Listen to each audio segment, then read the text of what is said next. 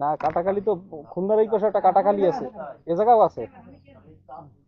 তো সামনেই হচ্ছে কাটাখালী, এটাও খুলনার মধ্যেই মোংলার। হ্যাঁ। তো ইঞ্জিনিয়ার সংকেত দিয়ে জানিয়ে দিছে আসার জন্য, যাওয়া যাবে। তো দেখি কি অবস্থা আসলে আদৌ। আর আপনারাও সামনে থাকলে পদ্মা সেতুর এই বিশাল অবস্থা দেখতে পারবেন। ও যে কায়দারে দেখেন, এই যে আস্তে আস্তে যাচ্ছি, শুধু গাড়ি যাওয়া যায় এইটুকু অবস্থা।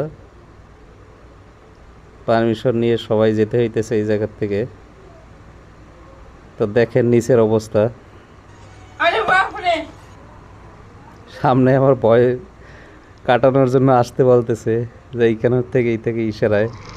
আদৌ কি যাওয়া যাবে দেখি। যে পড়ে গেলে সবগুলো নিয়ে একদম ভুগে যাওয়া লাগবে, সব কিছু সহ।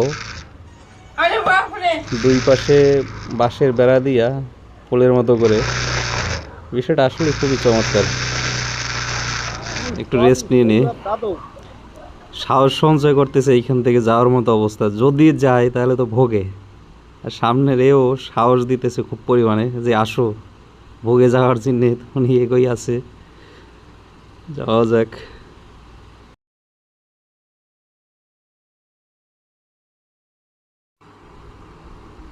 ফাইনালি কোর্স করেই ফেললাম। যে আসলে সে তো পারাইলাম, বিষয়টা আসলেই আশ্চর্যজনক। আপনারা এইখান থেকে যদি আসেন তাহলে দেখতে পারবেন এই কাঠের পোলের অবস্থা। মনে হয় যে বাংলাদেশের দীর্ঘতম কাঠের পোল, রিক্স যুক্ত, রিক্স মুক্ত না, রিক্স যুক্ত, বিশাল বড় মোংলার একটা ক্যানেলের উপরে। কাটাখালী সেতু পারাবার টোল মুক্ত পার হয়ে গেলাম।